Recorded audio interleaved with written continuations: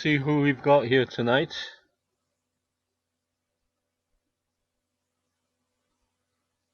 Donald, you're muted. You're muted.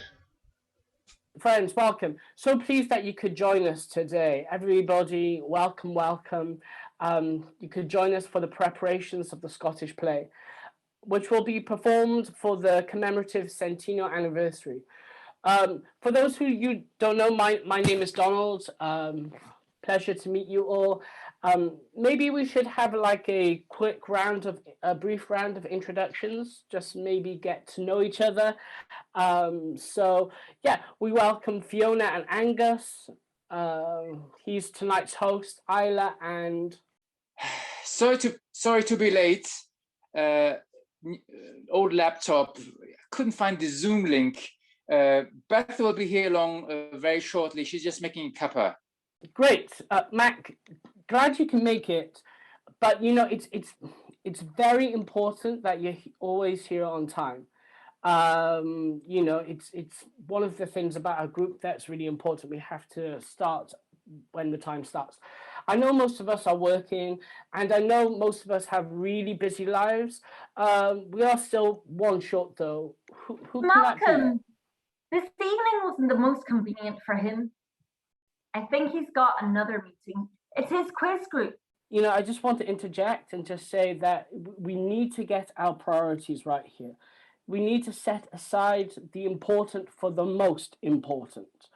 Okay, settle down. We'll make a start. I'll begin with an outline of the Scottish play and what that will entail. Oh, I'm so excited. I've always wanted to perform Shakespeare. Do you think I could be one of the witches? Yeah, that would be nice. Oh, hang on. How about Lady Macbeth? Yeah, I'd like to be Lady Macbeth. Can I be Lady Macbeth? Lorna, you're mistaken. It's not Shakespeare's Scottish play. The play where two women went to visit Abdu'l Bahá in London. This is for the commemoration of the 100th year anniversary. There's a lady involved, not Lady Macbeth, Lady Blomfield. Hello, everyone. Can you hear me? Why am I still on mute? I'm gonna just rename myself as my son used the laptop last. Don't really think Vampire Night suits me. Malcolm, glad you can join us. Yes, we can see it and hear you, but you know we're cracking on a bit. So I'm sure you'll catch up with us. Rightio. I did request we had the meeting on another evening. Only this is my train spotters quiz night. Guys, I just want to say it was very difficult getting any evening that suited everybody. So unfortunately, I had to go with the majority.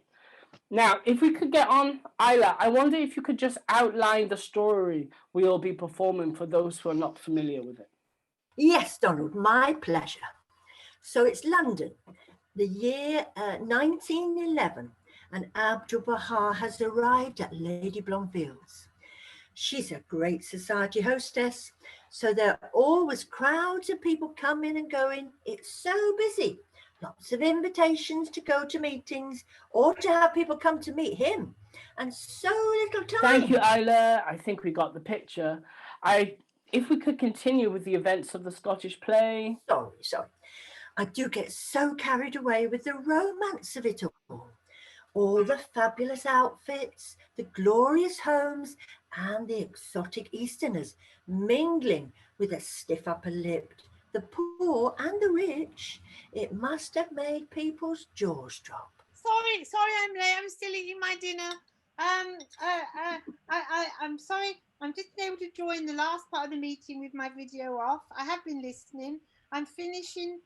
You said it's a Scottish play, but Scotland doesn't feature in it. It all takes place in London. Beth, that was all explained before. The two women in the story come down from Scotland to visit Abdu'l Bahá. Now is everyone clear about that? Good. Carry on, Isla. So, Lady Blomfield explains that the two ladies from Scotland had written to ask Abdu'l Bahá if he might spare them one evening, and that she had invited them to dinner. They came, so they had to come straight from the train, and return on the same night. So every moment was precious. It was indeed possible to travel by train from Scotland and return on the same night. The arrival of the railway meant you could travel one end of the country to another in a matter of hours rather than days. Of course, I can't be 100% sure. Don't have enough information about the travellers, but I'm assuming they travelled on the East Coast Main Line. Edinburgh to King's Cross might have been on the Flying Scotsman. Stopping at York for half an hour's luncheon would take 10.5 hours. Or it might have been only 8.5 by 1896. The carriages would have had corridors and dining cars, so you could eat whilst travelling. Some trains even provided a typist on board, so you could get your correspondence written as you travel. Thank you, Malcolm, for that mine of information. We won't really be focusing on the journey itself. It's what happened during that visit that matters. Just setting the scene. Vitally important to be as accurate as possible. I do know a little about railway. Thank you, Malcolm, for sharing that. I am most impressed. Oh, and I can definitely see the two ladies clearly now in my mind. Taking tea, maybe having some cake in the dining car, admiring the view as they pass by, and all the smoke and the smell from the engines. Oh, yeah. Yes. And when they arrived at Lady Blomfield's, Abdu'l Bahá received them most warmly and they gave the most reverent of curtsies several times, as though they were in the presence of some renowned king. The dinner was most welcomed, and everyone was looking forward to an evening of close and warm friendship with Abdu'l Bahá in the very centre of them all. But after not more than an hour or so, than half an hour even, and to their dismay, a rather pushy and obnoxious person burst into the room. Hi, I hope I'm not interrupting. I've been asked to follow a story about your leader, the main man, guru or whatever, Abdu'l Bahá, is it? For the Daily Snoop. Excuse me, I'm gasping. Haven't had time to eat or get dressed properly yet. Thanks to Zoom, we only have to get dressed from the waist up. So, what's the story? What's this man about? You've got some sort of a big anniversary coming up. What's that all about? Excuse me, who are you and what do you mean by barging in like this? Yes, quite right.